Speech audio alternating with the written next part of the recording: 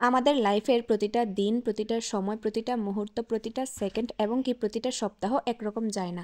আমাদের জন্য সামনে কি অপেক্ষা করতেছে আমরা কিন্তু কেউই জানি না। কেন এই কথাগুলো বললাম আর শুক্রবারের সারাদিন কি করলাম সেটা নিয়েই থাকছে আজকের ভিডিও। অন্য সপ্তাহের ছুটির দিনের তুলনায় কিন্তু এই শুক্রবারটা আমার একটু অন্যরকম গিয়েছে, তো কিভাবে গিয়েছে সেটাই শেয়ার করব। আসসালামু আলাইকুম, কেমন আছেন সবাই? আমরা আলহামদুলিল্লাহ অনেক ভালো আছি। শুক্রবার যেহেতু ছুটির দিন, সকালবেলা আমি ঘুম থেকে একটু দেরি করেই উঠেছিলাম। তো সকালবেলা ঘুম থেকে যেদিন দেরি করে উঠি সেদিন কিন্তু সব কাজগুলো একটু তাড়াহুড়ো করেই করতে হয়, যেহেতু শুক্রবার ছিল। আর আমার কাছে মনে হয় শুক্রবারের দিনটা অনেক তাড়াতাড়ি চলে যায়। সকালে উঠেই প্রথমে আমি রুটি বানিয়ে নিয়েছিলাম, তারপর হচ্ছে রুটির সাথে আলু ভাজি করেছি একদম তাড়াহুড়ো করেই।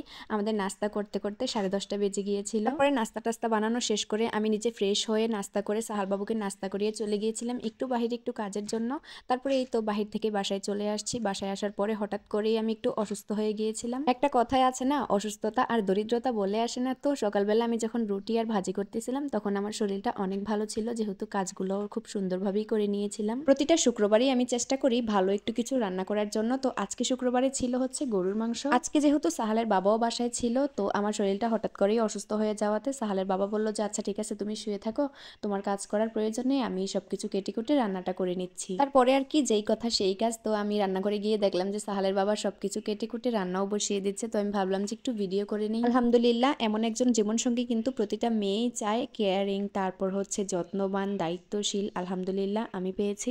তো আমি যখনই অসুস্থ থাকি সাহালের বাবা হচ্ছে ঘরের কাজগুলোও করে নেয়, তারপরে রান্না বান্নাও করে। আলহামদুলিল্লাহ, সাহালের বাবা হচ্ছে এক চুলাতে রান্না করে নিচ্ছিল, আরেক চুলা খালি ছিল। তো আমি ভাবলাম যে সাহাল বাবুর যেহেতু ক্ষুধা লাগছে, সাহাল বাবুকে একটু নুডলস বানিয়ে দিই। নুডলসটা বানিয়ে দেওয়ার পর হচ্ছে সাহাল বাবু বলতেছে আম্মু আমি একা একা খাবো না, তুমি আমাকে খাইয়ে দাও। তো আমি হচ্ছে ওকে একটু খাইয়ে দিতেছিলাম আর ভিডিও করতেছিলাম। ও হচ্ছে ইউটিউবে ছোট ছোট বাবুকে ভিডিও দেখে আর বলে যে আম্মু তুমি আমার ভিডিও করো না কেন? তো এই হচ্ছে ওর ভিডিও করতেছি। সাহাল বাবুর খাওয়াটা শেষ করেই চলে গিয়েছিলাম রান্নাঘরে। গিয়ে দেখলাম যে মাংসটা কেমন হয়েছে। সাহালের বাবা আমাকে মাংসটা বসিয়ে দিয়েই চলে গিয়েছিল মসজিদে নামাজের জন্য। মাংসটা খুব সুন্দর করে কষানো হয়ে গেছে। এখন হচ্ছে আমি আলু আর হচ্ছে 2টা আস্তা রসুন দিয়ে পানি দিয়ে দিব।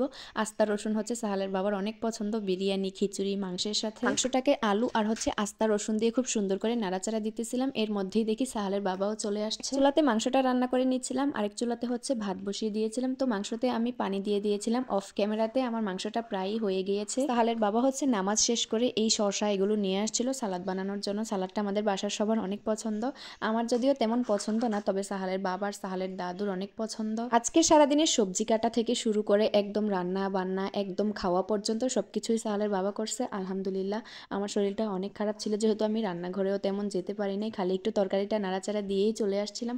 তো এখানে হচ্ছে আমি নামাজ পড়তে বসছিলাম, সাহালের বাবা দেখলাম সব নিয়ে রেডি করে রাখছে আমরা দুপুরের খাবার খাওয়ার জন্য। আজকে দুপুরের খাবার খেতে আমাদের 3টা বেজে গিয়েছিল, অনেক লেট হয়ে গিয়েছিল। তারপরে এই তো দুপুরের খাবারটা খাচ্ছিলাম আর সাহালের বাবাকে রিভিউ দিচ্ছিলাম যে তোমার রান্নাটা অনেক মজা হয়েছে। কয়েকদিন ধরে আমারও মন চাচ্ছিল যে অন্য কারো হাতে রান্না খেতে। তো আজকের ভিডিওটা এই পর্যন্তই। সবাই ভালো থাকবেন, সুস্থ থাকবেন, আল্লাহ হাফেজ।